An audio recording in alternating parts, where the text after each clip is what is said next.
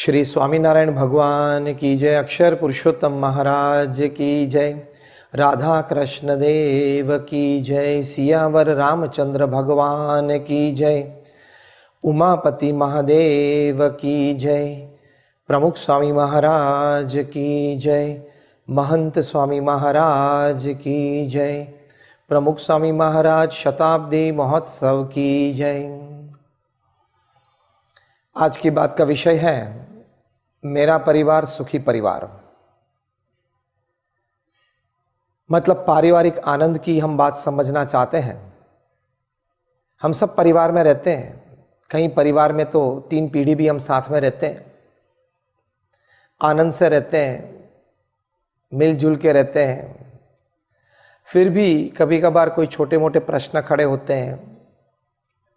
परिवार के हमारे सदस्य की कोई भूल हो, कोई ऐसी आदत हो, कोई ऐसी प्रकृति हो, बोलने में, चलने में, खाने में, पीने में, घर में आने जाने का समय,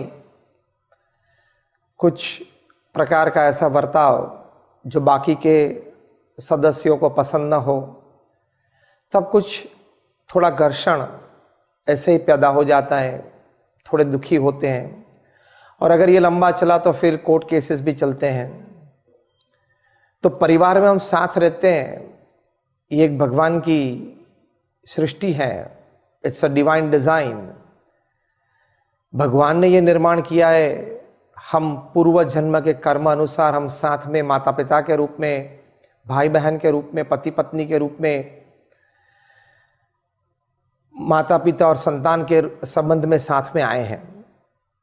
तो ये एक भगवान का कर्तव्य है। भगवान ने ये तय किया है कि आप सब साथ में परिवार के रूप में रहें। हम ये पारिवारिक आनंद का अनुभव भी करते हैं, लेकिन फिर भी छोटा मोटा प्रश्न, थोड़ा दुख, जो सब मन की बातें होती हैं, वो भी चलता रहता है। लेकिन एक बात बहुत सही है कि परिवार में साथ रहना, मिलजुल के रहना, पारिवारिक आनंद की अनुभूति करना, वो इस मनुष्य जीवन में, इस दुनिया में सबसे बड़ा आनंद है।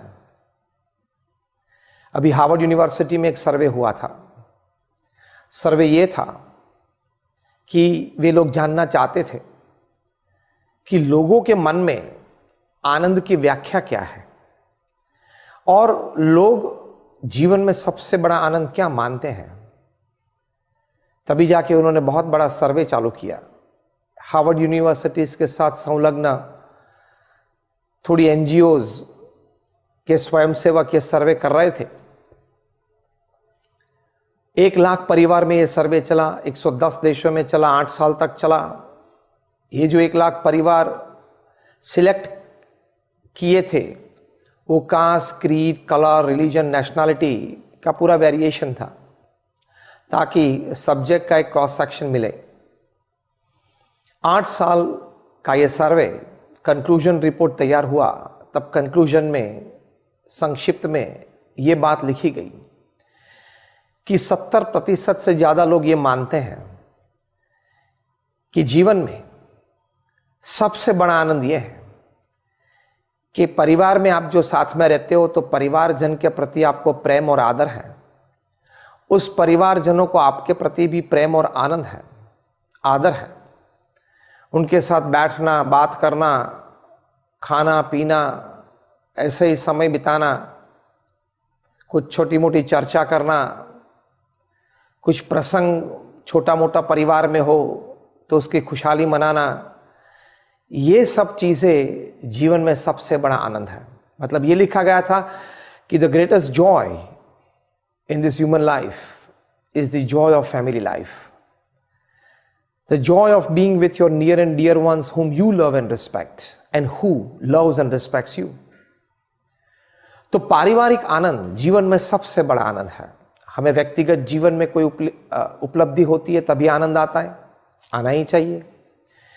व्यावसायिक जीवन में कुछ मुनाफा बढ़े तो हमें आनंद आता है, आना ही चाहिए। लेकिन इन सब से सबसे बढ़कर जो आनंद है वो पारिवारिक जीवन का है। इस प्रकार की बात ये सर्वे में भी मिली बड़े बड़े विचारकों और लेखकों के मंतव्य में भी ये बात है, और हम जो यहाँ बैठे हैं, जो विचारशील हैं, हम सभी के विचार में और अनुभव में भी यही बात है कि पारिवारिक आनंद, घर में साथ रहना, वो जीवन में सबसे बड़ा आनंद है। तो एक तो बात ये मन में दृढ़ है, लेकिन उस पारिवारिक जीवन का आनंद हमें सर्वोच्च मिले, संपूर्ण मिले, इसके लिए हम प्रयत्नशील तो जरूर हैं, लेकिन और थोड़े कुछ विचार, थोड़ी कुछ भावनाएं और हमारे कुछ अभिगम अगर हम ठीक तरह से समझे, उसमें शायद अगर कोई चेंज, कोई परिवर्तन लाना है, छोटा मोटा तो हम लाएं, तो ये पारिवारिक आनंद स्वर्ग जैसा, स्वर्ग तुल्य बन जाता है। इसके लिए हम प्रयत्नशील जरूर है ही, लेकिन ये एक और थोड़ी बातें, तो उसमें सबसे पहली बात है for joys of family life के हमें अपने जीवन में एक परिवार के सदस्य के रूप में क्या कुछ वर्तन की दृष्टि से, क्या कुछ विचार भावना की दृष्टि से, बोलचाल में, खाने पीने की आदतों में, घर आने का समय, जाने का समय, सोने का, उठने का समय, उसमें अगर कुछ सुधार कर सके तो बाकी के सदस्यों को मैं ज़्यादा अनुकूल हो सकूं, उनका स्वीकार मेरे प्रति बढ़ जाए, इस प्रकार के विचार से थोड़ा अगर परिवर्तन शक्य हो तो अगर हम कर सके तो ये पारिवारिक आनंद आपके लिए और आपके परिवार के सभी सदस्य के लिए बहुत ज़्यादा बढ़ सकता है। Where can I change and where can I change for the better to make my family more happy, ये एक विचार हर परिवार के हर सभ्य के मन में हमेशा रहना ही चाहिए, क्योंकि चेंज तो करना ज़रूरी है। ये कभी कोई नहीं मानते हैं कि मैं जो कुछ हूँ वो संपूर्ण हूँ, जो कुछ चेंज करना है बाकी के परिवार के सभ्यों को करना है। ये हम सोचते हैं कि हम ये नहीं मानते, लेकिन यही विचार हमारे मन में रहता है कि जिस प्रकार से मैं समझता हूँ, ये बात हमारे गुणातीतानंद स्वामी ने वर्षों पहले की है कि जो मैं समझता हूँ इस प्रकार से सब समझे, जिस प्रकार से मैं वर्तन रखता हूं सब यही वर्तन रखे, और मेरा कहा सब करे, तो परिवार में सभी सुखी हो सकते हैं। लेकिन जनाब आपके मन में जो विचार है वो सभी परिवारजन के मन में विचार है कि मैं जो समझता हूं, मैं जो सोचता हूं उस प्रकार से सब सोचे और समझे, तब तो कोई अंत ही नहीं आने वाला है। तो कहने की बात यह है कि अंतर्दृष्टि, इंट्रोस्पेक्शन, मुझे कहाँ चेंज करना है। 1986 के साल में हमारे गुरु हरि परम पूज्य प्रगट ब्रह्म स्वरूप महंत स्वामी महाराज वे संत मंडल लेके प्रदेश एक धर्म यात्रा पे, सत्संग यात्रा पे पधारे थे। मुख्य उद्देश्य तो ये था कि गांधीनगर में, गुजरात में जो स्वामीनारायण अक्षरधाम बन रहा था, उस अक्षरधाम में कैसे कुछ हम सब कुछ प्रदर्शित कर सके, क्या कुछ समाज को अच्छे ढंग से दे सके, इस प्रकार के कुछ अच्छे विचार सुझाव लेने के लिए, कहीं म्यूजियम्स और मॉन्यूमेंट्स देखने के लिए वे पधारे थे। वहाँ क्यूरेटर्स को भी मिलते थे, विमर्श भी करते थे, ताकि सब अच्छा विचार, सब व्यवस्था, प्रदर्शन के दृष्टि से, व्यवस्था की दृष्टि से लोगों को हम ज़्यादा संतुष्ट कर सके, लोग जो वहाँ अक्षरधाम में आए वो प्रसन्न होके जाएं। तो इस विचार से ये यात्रा पे वे पधारे थे। उसमें जर्मनी गए, वहाँ स्टटगार्ट गए। जर्मनी में स्टटगार्ट में मर्सिडीज बेंज गाड़ी बनती है, और हम जानते हैं मर्सिडीज बहुत लग्जूरियस कार है, बेनमून गाड़ी है, और उसमें कई प्रकार की व्यवस्था है। तो जो गाइड पूरी टूर दे रहे थे सभी संत को, वे पूरे मैन्युफैक्चरिंग प्लांट में अलग अलग जगह पे ले गए, क्या कुछ हम मर्सिडीज में हमने किया है, क्या कुछ कर सकते हैं, क्या कुछ हमारे विचार है, ये सभी बात वो गाइड कर रहे थे। उसमें अंत में उन्होंने बताया कि इतनी सब व्यवस्था तो हमने सोची है, फिर भी हम ये मानते हैं कि अभी भी 90% चेंज, इम्प्रूवमेंट हम इस गाड़ी में कर सकते हैं, ताकि अच्छे से अच्छी सुविधा हम गाड़ी चालक को दे सके, यात्री को दे सके। ये बात सुनते ही संत मंडल में से कोई संत ने उनको पूछा कि जो सुधार करना है वो आप गाड़ी में तो जरूर करने वाले हो और आपके मन में भी ये विचार है, वो आप और क्या सुधार करना चाहते हो? तब ये गाइड ने बताया कि देखो, हमने अभी ऐसी एक व्यवस्था की है कि अगर एक्सीडेंट हो तो एक बलून निकल आता है स्टीयरिंग और चालक की छाती के बीच, ताकि स्टीयरिंग उसकी छाती में ना घुस जाए। मकसद हमारा यह है कि अगर एक्सीडेंट हो तो गाड़ी को तो कुछ भी हो, लेकिन व्यक्ति बच जाना चाहिए, चालक और यात्री पैसेंजर सभी, या उनको मिनिमम इंजरी पहुंचे। तब हमारे संत ने पूछा कि एक्सीडेंट कौन करता है, गाड़ी करती है, व्यक्ति करता है? उन्होंने कहा स्वामी जी, आपकी बात तो आप जो पूछना चाहते हैं मैं समझ गया कि एक्सीडेंट तो व्यक्ति करता है, गाड़ी तो करती नहीं है, क्योंकि व्यक्ति की भूल से एक्सीडेंट होता है। तो हमारे संत ने पूछा कि ज़्यादा इंप्रूवमेंट, सुधार कहाँ करना है, गाड़ी में करना है या व्यक्ति में करना है? तब उन्होंने कहा कि स्वामी जी आपकी बात सही, व्यक्ति में करना है। व्यक्ति कुछ नशे की अवस्था में गाड़ी ना चलाए, कुछ ऐसे तनाव के मन में जब तनाव हो तब इस प्रकार उस समय गाड़ी ना चलाएं, या गाड़ी चलाते वक्त रेडियो न सुने, स्क्रीन पे कोई एंगेज न हो जाए, या कोई अन्य विचार में न चला जाए ताकि कोई गलती हो जाए। तो सुधार तो हमें वहाँ करना है। उन्होंने कहा स्वामी जी आपकी बात सही है। तो देखो, बात यह है कि सुधार हमें व्यक्ति में करना है। हम ये अगर चाहे कि परिवार में सब मुझे अनुकूल हो जाए, ये वो सुधार कर ले, वो ये सुधार कर ले, लेकिन मुझे कहाँ ये सुधार करना है, चेंज इंप्रूवमेंट करना है, वो अगर हम सोचे तो हम कुछ परिवार को ज़्यादा कुछ दे सकते हैं। तो प्रथम बात जॉयज ऑफ फैमिली लाइफ में, पारिवारिक आनंद में ये बात आती है कि हम हमारा सुधार कहाँ कर सकते हैं। दूसरी एक बात ये आती है, एक बहुत अच्छा प्रसंग एवरीमैन्स मिशन नाम के पुस्तक में, पुस्तक की लेखिका रेबेका बियर्ड ने लिखा है। उन्होंने एक प्रसंग लिखा है कि एक बार कोई समारंभ में कोई महिला उनको मिली और महिला की कोई शिकायत थी। उस महिला को आर्थराइटिस प्रॉब्लम था, दर्द हो रहा था घुटनों में। उसके लिए दवाई भी करवाई थी, 2-3 साल से ये दवाई चल रही थी, शायद एक ऑपरेशन भी करवाया था, लेकिन कुछ ठीक नहीं चल रहा था, कुछ इम्प्रूवमेंट नहीं था और दर्द दिन प्रतिदिन बढ़ता जा रहा था। डॉक्टर भी आश्चर्य में थे कि वैसे तो जो ट्रीटमेंट है, द लाइन ऑफ ट्रीटमेंट, वो तो ठीक ही है।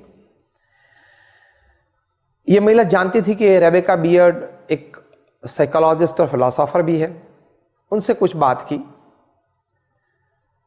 तो रेबेका बियर्ड ने कहा कि कल सुबह आप ऑफिस में आए, हम बैठेंगे, बात करेंगे। दूसरे दिन वे बैठे। रेबेका बियर्ड ने उनके वर्तन के बारे में, उनके अभिगम के बारे में, पारिवारिक जीवन के बारे में कुछ प्रश्न पूछे। उस प्रश्न के उत्तर में रेबेका बियर्ड को यह पता चला कि ये जो महिला है उनके परिवार की मुख्य व्यक्ति है, मतलब principal bread winner of the family. लेकिन ये महिला की ये आदत है कि वे हमेशा अपेक्षा रखती है कि परिवारजन उनको ये मान दे, सम्मान दे कि आप हमारे मुख्य व्यक्ति हो। और इस अपेक्षा के साथ ये भी भाव रहता है इस महिला का कि परिवार में सब कोई जो मैं कहूँ ऐसा करे, जो मैं प्रस्ताव रखूँ, विचार रखूँ, उसका पूर्ण स्वीकार करे। और छोटी छोटी बातें भी परिवार में सब मुझे पूछ कर करे। तो ये सब विचार उनके मन में रहते थे। और ये तो हम जानते हैं कि परिवार में हमेशा तो ऐसा होता ही नहीं है कि एक व्यक्ति जो चाहे, एक व्यक्ति जो बोले उसी प्रकार से सब परिवार में करे, ऐसा तो कुछ होता नहीं। सबके अपने अपने विचार होते हैं, अपनी अपनी भावनाएं होती हैं, अपने अपने कार्य होते हैं, अपने हिसाब से लोग करते हैं। तो इस प्रकार का तनाव ये महिला के मन में रहता था कि why not people are obeying me, why not they are accepting me fully. Rebecca Beard ने कहा कि ये आप छोड़ दो, आप ये समझ लो कि आप परिवार में जैसे और सब सभ्य सदस्य हैं, आप भी एक सदस्य हैं। आपको एक नैतिक एक रिस्पॉन्सिबिलिटी मिली है कि आप परिवार का पोषण करें, तो ये आपकी एक सेवा है परिवार में। ये सेवा आपको परिवार के साथ अच्छी तरह से बॉन्डिंग में, मतलब अच्छी तरह से आपको जोड़ देती है। तो आप ये आग्रह मत रखें, जैसे सब परिवारजन सामान्य एक दूसरे के साथ बर्ताव रखते हैं, सहजता से एक दूसरे के साथ जीते हैं, इस प्रकार का सामान्य और सहज बर्ताव आप परिवार में रखें। ये एक बहुत बड़ी सीख है, सामान्य और सहज बर्ताव परिवार में रखना। मैं बड़ा हूं आयु की दृष्टि से, मैं बड़ा हूं क्योंकि मैं घर में पैसे लाता हूं, मैं बड़ा हूं क्योंकि मैं ज़्यादा पढ़ा लिखा हूं, इस प्रकार के भाव से अगर आप परिवार में रहेंगे तो आपको जीवन में कभी आनंद नहीं आएगा।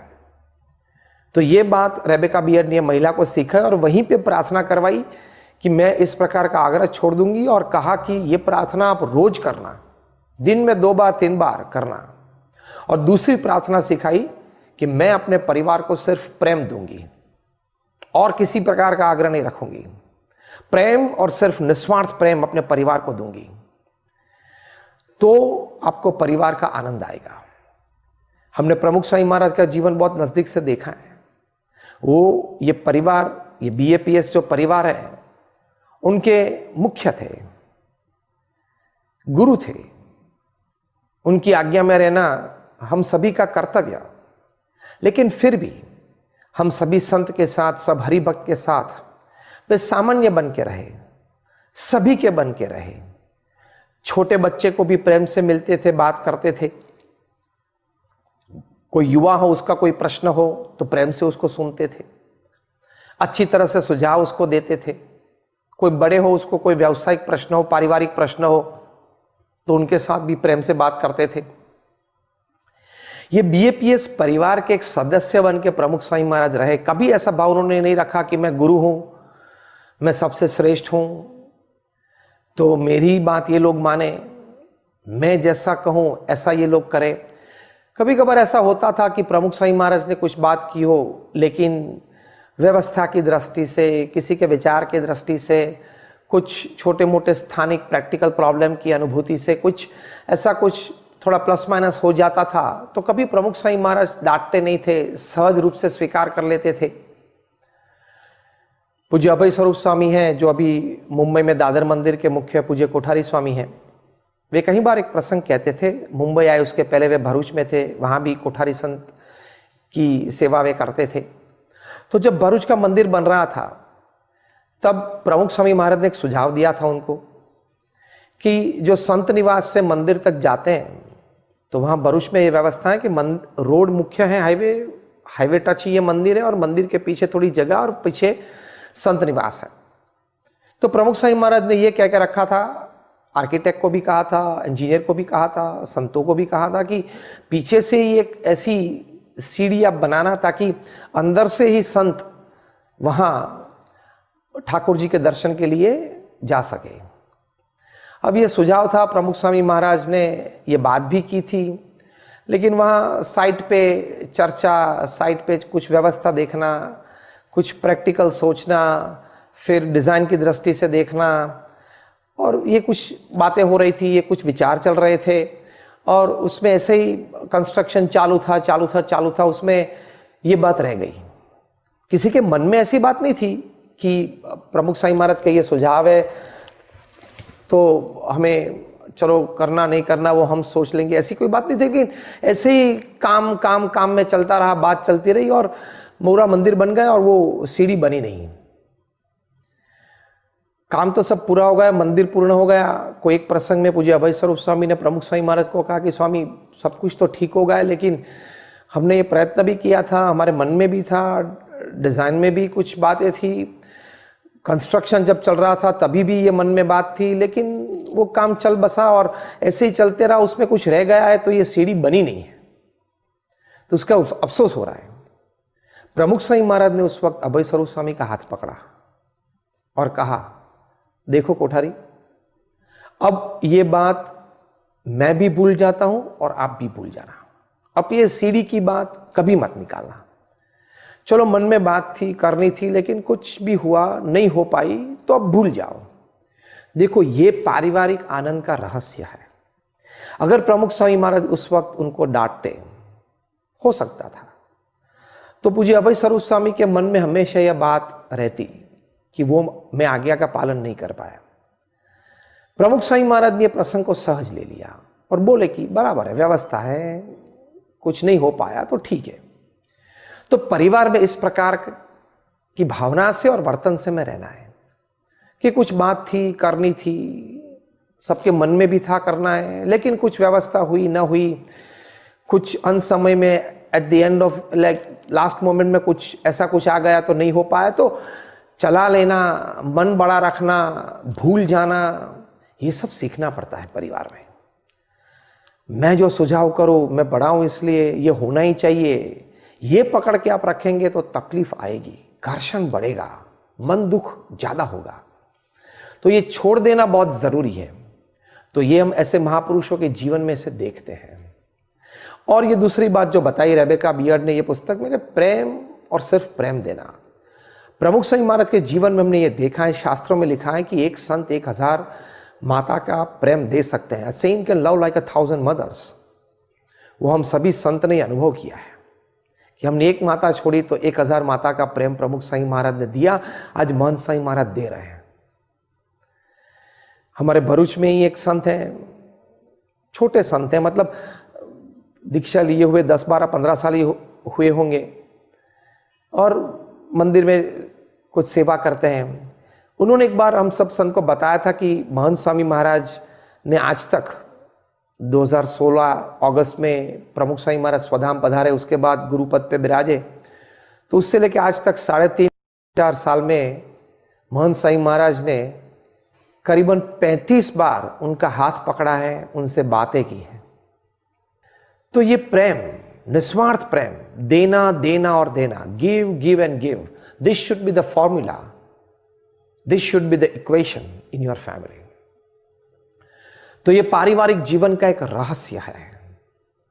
तो ये दो बातें हमने ये बात में, ये विचार में दृढ़ करने का प्रयत्न किया कि मैं किसी भी प्रकार का एक आग्रह नहीं रखूंगा और मैं सिर्फ निस्वार्थ प्रेम अपने परिवार को दूंगा।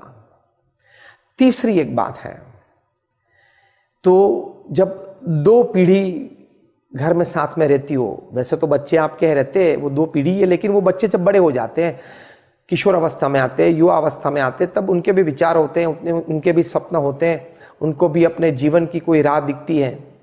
तो उस वक्त उसके मन में रहता है कि मैं ये पढ़ूँ, मेरे ये लाइन पे चलूँ। तो बैठना शांति से, थोड़ा विमर्श करना, थोड़े बाहर से या कोई काउंसलिंग से या इंटरनेट से थोड़ी इंफॉर्मेशन कलेक्ट करके, कुछ शेयर करके एक नतीजे पे, एक निर्णय पे आ जाना। उसमें अगर आपके बच्चे की बात सही है, उनको यही पढ़ाई करनी है, इसी क्षेत्र में आगे बढ़ना है, तो उसको जाने देना। कई बार ऐसा होता है कि नहीं, आप यही पढ़ो, यही अच्छा है, अभी के ज़माने में ये ज़्यादा ठीक है, आपके मन में जो ये पढ़ा है उसमें ज़्यादा तनख्वाह नहीं मिलती है, हम तो अनुभवी हैं, हम तो समाज में घूमते हैं, व्यावसायिक जीवन का अनुभव हमें 20 साल से है, आप तो छोटे बच्चे हो, जानते नहीं हो, ये सब कह के दबा देते हैं। ऐसा नहीं। अब वो लड़का 10वीं कक्षा पास हो गया, 12वीं कक्षा पास हो गया, कॉलेज में आने वाला है, तो अभी वो भी क्वाइट मैच्योर है, तो उसके भी मन में विचार है, वो प्रेम से आप सुने, लिसन, प्रेम से सुनना, उसका अभिप्राय, उसको थोड़ा महत्व देना, उसको आदर देना, और विमर्श अच्छी तरह से करके एक नतीजे पे आना, निर्णय पे आना। लेकिन अपना पकड़ के मत रखना कि यही पढ़ाई आपको करनी है और इसी लाइन पे जाना है। ये बात शादी की दृष्टि से भी आप समझ सकते हो कि यहीं आप शादी करें, ये घर ठीक है, और वहां उसको जोड़ देना। तो ये भी 2 पीढ़ी के बीच, जिसको हम जनरेशन गैप बोलते हैं, वो भी मिटाने की बहुत ज़रूरत है, क्योंकि जनरेशन गैप से ही बहुत बड़े प्रश्न खड़े होते हैं और फिर 2 पीढ़ी अलग हो जाती है। एक प्रसंग बना था, एक किशोर था, अजित नाबर उसका नाम, उसके मन में इच्छा थी कि मैं डॉक्टर बनूं। बहुत तेजस्वी लड़का था। 12वीं कक्षा में वो महाराष्ट्र बोर्ड में प्रथम 10 क्रमांक में आया था। उनके पिताजी की इच्छा थी कि वो मैकेनिकल इंजीनियरिंग करे। अजीत की इच्छा थी कि मुझे डॉक्टर बनना है और ओपन हार्ट सर्जन बनना है। अब परिवार में विमर्श तो चला, लेकिन झगड़ा भी हुआ और पिताजी ने कहा कि तू ये डॉक्टर बनना ये सपना ही छोड़ दे, तुझे इंजीनियरिंग ही करना है। और मैं मैकेनिकल इंजीनियरिंग की लाइन में हूँ, मैकेनिक हूँ, मुझे पता है कि इंजीनियर्स क्या तनख्वाह कमाते हैं और क्या प्रतिष्ठा है। अजीत ने भी थोड़ी आर्ग्यूमेंट्स तो की पिताजी के सामने, लेकिन कुछ लंबा चला नहीं। पिताजी का बहुत आग्रह था। फिर माताजी ने कहा कि अब पिताजी इतना कहते हैं तो तू सुन ले, तू मान ले। अजीत का मन नहीं था, लेकिन चलो मान लिया। तो ओपन एग्जाम में, ओपन टेस्ट में वे अपेयर हुए IITs में। वहाँ भी उसका अच्छा प्रथम 10 क्रमांक में वो आया। IIT पवई मुंबई में उसका एडमिशन मिला, बहुत प्रतिष्ठित IIT। लेकिन उसका मन नहीं था, इंजीनियरिंग पढ़ने का मन ही नहीं था। फर्स्ट सेमेस्टर में फेल हुआ, दूसरे सेमेस्टर में भी फेल हुआ, मतलब पूरा साल बिगड़ा। फिर घर से डांटा, घर में उसको रखा, लॉक कर दिया, पढ़ाया, ट्यूशन कुछ रखा और फिर फर्स्ट ईयर उसका क्लियर हुआ। थर्ड सेमेस्टर में, मतलब सेकेंड ईयर में आया, फिर से फेल हुआ। अब फाइनल एग्जाम्स आनी थी। ऐसे ही कोई दिन वो लॉबी में खड़ा था अपने मित्रों के साथ। वह अप्लाइड मैकेनिक्स जो एक सब्जेक्ट आता है थर्ड सेमेस्टर मैकेनिकल इंजीनियरिंग में, उसके प्रोफेसर वहाँ से गुजर रहे थे। तो प्रोफेसर ने ऐसे ही कुछ मजाक उड़ाई। अजीत को देखते ही अजीत को कहा, अजीत तुझे अप्लाइड मैकेनिक्स में इंटरनल एग्जाम में तो 40 में से 0 है, तो अगर तुझे पास होना है तो ये एक्सटर्नल एग्जाम में 60 में से 40 तो लाने पड़ेंगे, ताकि तेरा टोटल 100 में से 40 हो तो अब तू पास हो पाएगा। लेकिन मैं नहीं मानता हूं तू 60 में से 40 ले पाएगा, क्योंकि 40 में से तेरे 0 इंटरनल एग्जाम है। अजीत मन में यह समझता था कि भाई साहब मेरी इच्छा नहीं है पढ़ने की, इसलिए। लेकिन सबके बीच कुछ प्रोफेसर ने टॉन्ट मारा कि अजीत चलो मैं ये सोचता हूं तू डबल फिगर में तो शायद आएगा, मतलब 60 में से 10 तो ला पाएगा, इतना तो थोड़ा प्रयत्न करना। तब अजीत को बात मन में लग गई, तीर जैसी लग गई। उसको मन में ये लगा कि ये प्रोफेसर मेरा कैलिबर जानते नहीं है, मैं कौन हूं, मैं कितना तेजस्वी हूं, इनको पता नहीं, ये तो मेरा मन नहीं है इसलिए मैं नहीं पढ़ रहा हूं। उसने प्रोफेसर को सभी के बीच सुना दिया कि सर आप मुझे बताओ कि यूनिवर्सिटी का रिकॉर्ड क्या है अप्लाइड मैकेनिक्स में, एक्सटर्नल एग्जाम में 60 में से रिकॉर्ड मार्क्स कितने हैं। तब प्रोफेसर ने हंस के बताया कि वो जानने की तुझे क्या जरूरत है, और वो जान के भी तू करेगा भी क्या। अजीत ने कहा कि अब बताए तो सही। तब प्रोफेसर ने बताया कि 60 में से 52 ये यूनिवर्सिटी रिकॉर्ड है। अजीत नाबर ने कहा sir take this from me today, I will score 60 on 60, I will break the national record. मैं ये रिकॉर्ड तोड़ दूंगा, मैं 60 में से 60 स्कोर करूंगा। तब प्रोफेसर भी हंसने लगे, आजू बाजू के उनके मित्र खड़े थे वो भी हंसने लगे। वहीं से सीधे अजीत गए लाइब्रेरी में, सब रेफरेंस बुक्स निकाली, पढ़ना शुरू कर दिया। 15-25 दिन के बाद ये एग्जाम थी। अपियर हुए और जब फाइनल रिजल्ट आया तब अप्लाइड मैकेनिक्स में थर्ड सेमेस्टर में मैकेनिकल इंजीनियरिंग में उनको 60 में से 60 एक्सटर्नल एग्जाम्स में स्कोर हुए थे, और आज तक वो एक विक्रम है। फिर से दूसरे तीसरे चौथे पेपर में वे फेल थे, क्योंकि मन ही नहीं था, और सेकेंड ईयर भी गंवा दिया। फिर तो ड्रॉप आउट हो गए, छोड़ दिया इंजीनियरिंग। और आज मुंबई में एक छोटे से गैराज में एक मैकेनिक की सामान्य नौकरी अजीत नाबर कर रहा है। क्या वो लड़का था, कहां पहुंचने वाला था और कहां गिर गया, सिर्फ एक कारण से, उसके पिताजी की जिद, उसके पिताजी का आग्रह कि तू इंजीनियरिंग ही कर।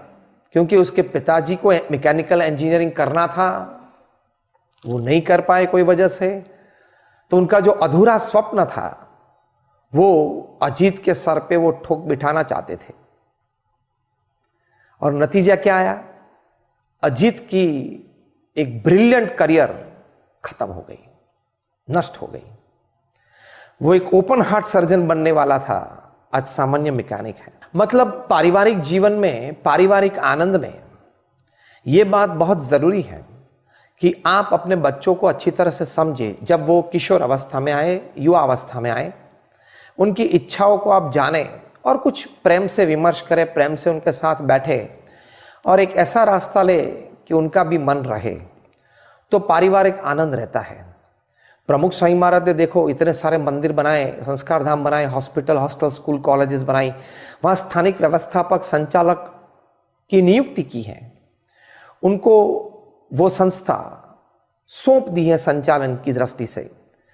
वे छोटे मोटे निर्णय लेते हैं, कभी वो निर्णय में कोई तकलीफ भी खड़ी होती है, कोई गलती भी होती है, लेकिन प्रमुख स्वामी महाराज ये समझते थे, आज महंत स्वामी महाराज ये समझते हैं कि इतनी बड़ी संस्था, इतनी सारी व्यवस्थाएं, इतने सारे संस्था के एंटिटीज हैं, तो जिनको जो व्यवस्था का सूत्रधार बनाया है, व्यवस्था सौंपी है, तो वो भी एक व्यक्ति है, उसके भी लाइक्स डिसलाइक्स है, चॉइसेस हैं, उनकी एक बुद्धि है, एक विचार है, तो छोटे मोटे शायद प्रश्न भी खड़े हो सकते हैं, लेकिन चलाना है, उनको सौंपा है तो स्वतंत्रता भी देनी है, फ्रीडम भी देनी है। तो सभी मंदिर के जो कोठारी संत होते हैं, हमारी हॉस्पिटल, हॉस्टल, स्कूल, कॉलेजेस के जो संचालक, व्यवस्थापक होते हैं, उन सभी को ये स्वतंत्रता दी रखी है।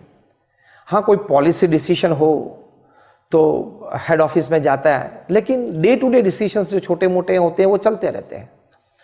तो ये एक प्रमुख स्वामी महाराज के जीवन में से सीखना है कि परिवार में भी हमें, जब एक अंग्रेजी में अच्छी कहावत है कि when your son's foot sets into your shoe, he is no longer your son, he is your friend, वो आपका मित्र है। तो उस दृष्टि से उसको देख के थोड़ी स्वतंत्रता, फ्रीडम उसको देना चाहिए, ताकि थोड़ा सुहृद भाव बना रहे। चौथी एक अच्छी बात है वैल्यू सिस्टम की, संस्कार की, श्रद्धा की। आप अपने बच्चों को अच्छी पढ़ाई देना चाहते हो, आप अपने बच्चों को एक अच्छा भविष्य देना चाहते हो, ये ज़रूर हर माँ बाप का एक स्वप्न रहता है और प्रयत्नशील भी बहुत रहते हैं, लेकिन साथ में बचपन से उनको संस्कार देना। आप में से सब बैठे हो, अगर आपको ये प्रश्न पूछा जाए कि जब आपके बच्चे छोटे थे तब आप में से कितने ऐसे हो कि जिन्होंने अपने बच्चों को श्रवण, प्रहलाद, नचिकेता या ध्रुव की बातें की हो, जिससे उसको बचपन से ये संस्कार मिले। श्रवण की बात अगर आपने की हो अपने बच्चों को, तो बच्चे को बचपन से ये संस्कार मिलते हैं कि माता पिता की सेवा करनी चाहिए।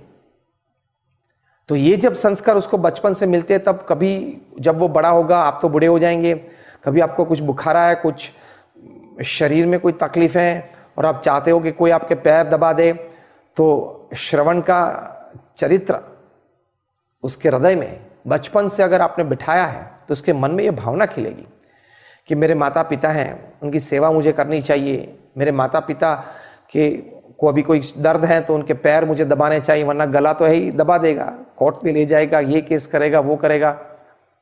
तो ये संस्कार होना बहुत ज़रूरी है, बचपन से आपको ये संस्कार सिखाने चाहिए।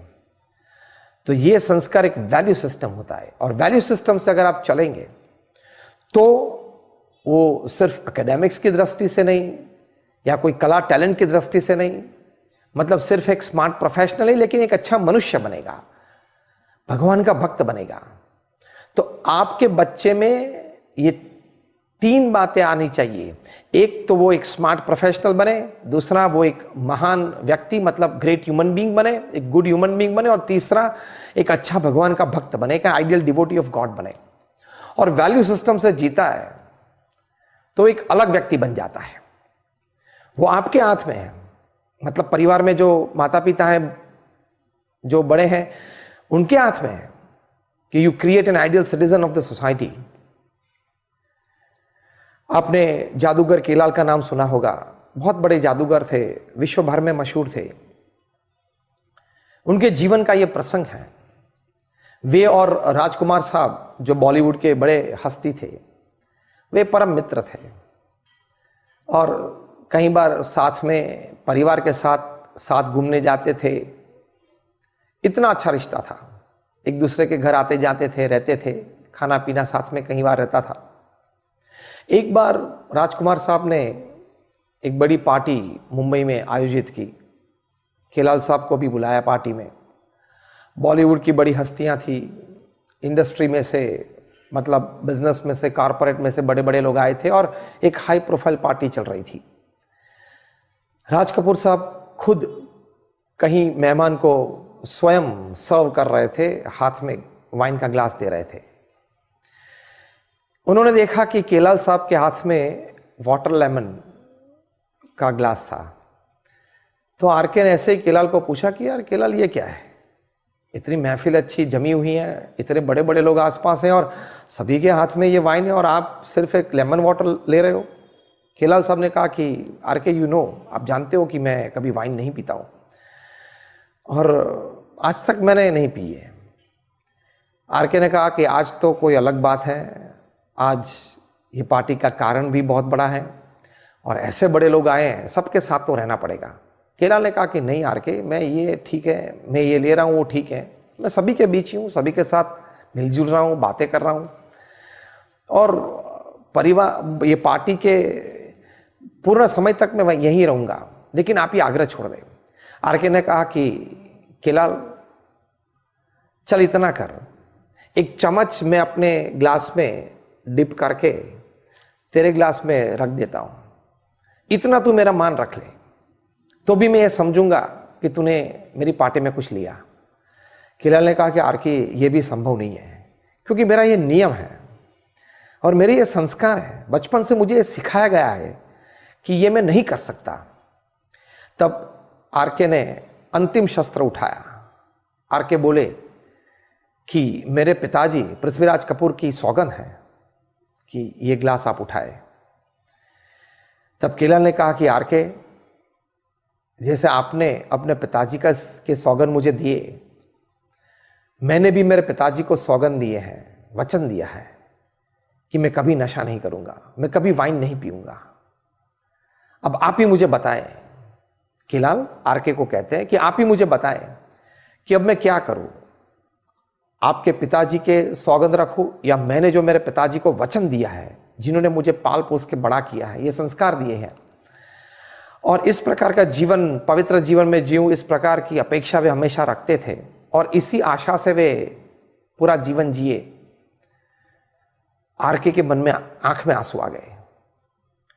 वे एकदम ही हक्ड केलाल और बोले कि केलाल, आज तूने एक बड़ा जादू मेरे पे कर दिया है, ये आपका सबसे बड़ा जादू है कि तूने आरके का मन बदल दिया। I am proud to have a friend like you, मुझे गर्व है कि आप जैसा मित्र मेरे जीवन में मेरे पास है। और बोले कि आज से कभी मैं इस प्रकार का आग्रह तेरे साथ नहीं रखूंगा। तो केलाल की प्रतिष्ठा बढ़ गई, लोगों के हृदय में उनका स्थान बढ़ गया और आज भी आपने यह प्रसंग सुना होगा, आपको भी उनके प्रति एक आदर पैदा अंतर में हो गया होगा। तो एक वैल्यू सिस्टम, एक संस्कार बोलते हैं। प्रमुख स्वामी महाराज ये बात बहुत करते थे। जो बीएपीएस संस्था में बाल मंडल चलते हैं, युवा मंडल, किशोर मंडल चलते हैं, उन सभी में सब संत यही बात जो प्रमुख स्वामी महाराज कहते थे वो हमेशा सिखाते हैं। प्रमुख स्वामी महाराज ये कहते थे कि अगर आप अपने संतान को, अपने परिवारजनों को संस्कारित नहीं करेंगे तो शायद एक दिन आपके जीवन में यह आ सकता है कि आप अपनी पूरी संपत्ति या संतति पूर्ण गवा देंगे। तो ये बचपन से बच्चों को संस्कारित करना वो बहुत जरूरी है। सत्य, दया, अहिंसा, प्रेम, ब्रह्मचर्य, सभी के पाठ उनको बचपन से सिखाने हैं। इसके लिए प्रमुख स्वामी महाराज घर सभा की बात करते थे। ये प्रमुख स्वामी महाराज की जन्म शताब्दी महोत्सव जब हम मना रहे हैं, ये 5 साल का पूरा कार्यक्रम चल रहा है। अगले साल 2020 में बड़ा महोत्सव गुजरात में, अहमदाबाद में मनाया जाएगा। प्रमुख स्वामी महाराज का जीवन का एक अमृत उपदेश था कि हर परिवार घर सभा करे। बीएपीएस परिवार में तो लाखों परिवार ये घर सभा करते हैं और उनको बहुत लाभ मिला है। सास और बहू के बीच के जो प्रश्न थे वो मिट गए। लड़के बच्चे जब बड़े हुए, पिताजी के साथ बिजनेस में जुड़ गए, तब कुछ मतभेद हुआ, मनभेद हुआ, वो सब मिट गए हैं। भाई भाई के बीच कुछ झगड़े थे, ईर्ष्या भाव था, वो मिट गया। ये सभी अनुभव ये घर सभा नाम की पुस्तिका प्रकाशित की गई है बीएपीएस में और इस पुस्तिका में ये प्रसंग लिखे गए हैं नाम और गांव के साथ, उनकी परमिशन लेके। तो इस प्रकार के लाभ हुए हैं। तो घर सभा में प्रमुख स्वामी महाराज कहते थे कि आप हफ्ते में अगर 2 बार भी करें, आधे घंटे के लिए या आध्यात्मिक सेशन में साथ में बैठना। प्रथम 5 मिनट आप जो भी भगवान में मानते हो भगवान का नाम स्मरण करना, फिर अब 10 मिनट प्रमुख स्वामी महाराज का जीवन चरित्र हो, वचनामृत हो, स्वामी की बातें हो, या रामायण हो, महाभारत हो, श्रीमद् भागवत हो, ऐसे ग्रंथ का कुछ पठन करें। और फिर 5 मिनट के लिए कुछ विमर्श करें कि क्या किसको क्या कुछ अच्छा लगा। और फिर कुछ डेज हैपनिंग्स हो, कुछ बात करनी हो परिवार में पूरे दिन में, वो कुछ बात करें। और ये आधे घंटे का सेशन जिसको प्रमुख स्वामी महाराज घर सभा कहते थे, और प्रमुख स्वामी महाराज कई बार कहते थे कि घर सभा से विश्व शांति होगी, क्योंकि परिवार में शांति होगी। ऐसे परिवार साथ में मिलेंगे तो एक बहुत समझदारी वाला सुखी समाज तैयार होगा, और ऐसे समाज इकट्ठे होके एक बहुत शक्तिशाली देश तैयार होगा, और ऐसे देश संस्कारित शक्तिशाली होंगे, विश्व शांति होगी। तो ये घर सभा में संस्कार मिलते हैं, भगवान के प्रति श्रद्धा मिलती है। और आज तो साइंटिफिकली भी ये प्रूव है, विज्ञान की दृष्टि से भी ये 50,000 से ज़्यादा research papers national international seminars में प्रकट हुए हैं, साइंटिस्ट के द्वारा, संत के द्वारा नहीं, कि ये संशोधन करते, ये संशोधन उन्होंने ये रिसर्च पेपर्स में किया है कि किसी भी प्रकार का ये आपका भगवान के साथ का संबंध प्रार्थना के रूप में, नाम स्मरण के रूप में, मंदिर में भगवान के दर्शन करना, दंडवत प्रणाम करना, प्रदक्षिणा करना, कुछ सत्शास्त्र का पठन करना, संत समागम करना, किसी भी प्रकार से आप भगवान के साथ जुड़ेंगे तो आपके जीवन में बहुत प्रकार के लाभ है। यूनिवर्सिटी ऑफ फिलाडेल्फिया पेंसिल्वेनिया ये बताते हैं कि बच्चों में ये 20 से 25% याददाश्त बढ़ जाती है। जो युवा होते हैं उसमें 20 से 25% उनका विल पावर और कॉन्फिडेंस बढ़ जाता है। भगवान के साथ कुछ भावना से, प्रार्थना से, नाम स्मरण से अगर वो अपने आप को जोड़ दे। और जो बूढ़े होते हैं उनकी इम्यूनिटी सिस्टम बढ़ जाती है, उनकी दुख सहन करने की शक्ति बढ़ जाती है। ये सभी लाभ है, ये तो ये लोग के लाभ है। तो ये, लेकिन ये सब बातें, याददाश्त बढ़ गई, एकेडमिक्स बच्चों का बढ़ गया, विल पावर और कॉन्फिडेंस आपके युवाओं के बढ़ गए, आपकी दुख सहन करने की शक्ति बढ़ गई, आपकी रोग प्रतिकारक शक्ति बढ़ गई, तो ये सब मिलके एक पारिवारिक आनंद बढ़ जाता है, परिवार में level of tolerance, level of acceptance बढ़ जाता है। तो ये लाभ है अध्यात्म का आपके पारिवारिक आनंद में। तो हमने ये 5 बातें पारिवारिक सुख के लिए हमारे जीवन में, परिवार में जरूर होगी, लेकिन ज़्यादा दृढ़ करनी है। एक तो अंतर्दृष्टि, मुझे कहाँ सुधार करना है एक आदर्श सभ्य परिवार में बनने के लिए। दूसरी बात, जो एवरीमैन्स मिशन में जो पुस्तक में हमने रेबिका बियर्ड ने लिखा है, वो बात हमने सुनी कि मुझे एक सामान्य मिलजुल के एक जीवन जीना है, मैं मुख्य हूँ, मेरा ही सब मान है, इस प्रकार कोई आग्रह नहीं, और मैं सिर्फ प्रेम दूंगा परिवार को। तीसरी बात हमने ये सुनी कि 2 पीढ़ी के बीच जब अंतर न बढ़ता है तब दुख होता है, तो अंतर न बढ़ने देने में मुख्य बात ये रहती है कि आप अपनी अगली पीढ़ी के साथ बैठे, विमर्श करें, उनका भी अभिप्राय सुने और उस अभिप्राय को भी समझ के उस प्रकार का एक निर्णय लेने में आप भी सहयोगी बने। चौथी बात हमने ये सुनी, एक वैल्यू सिस्टम, एक संस्कार का संचयन हमें करना है। और 5वीं बात हमने ये सुनी कि अध्यात्म जीवन में दृढ़ करना है, भगवान के प्रति श्रद्धा और भक्ति बढ़ाना है, वो घर सभा की बात हमने सुनी। ये 5 बातें हम विशेष रूप से अगर जीवन में, परिवार में दृढ़ करें तो पारिवारिक आनंद बहुत आता है। आप सभी के लिए हम प्रार्थना करते हैं, भगवान स्वामीनारायण के चरणों में प्रार्थना करते हैं, भगवान श्री कृष्ण, भगवान श्री राम के चरणों में, सभी अवतार के चरणों में हम प्रार्थना करते हैं। और हमारे गुरु हरि परम पूज्य प्रमुख स्वामी महाराज और प्रगट गुरु हरि परम पूज्य महंत स्वामी महाराज को हम हमेशा प्रार्थना करते हैं कि आप सभी के जीवन में, आपके पारिवारिक जीवन में, व्यावसायिक जीवन में ऐसे सद्गुणों की प्राप्ति आप कर सको और आपके जीवन में भी सुख, शांति और आनंद हमेशा बना रहे। ऐसी शुभ भावना के साथ आप सभी को नमस्कार। जय स्वामीनारायण।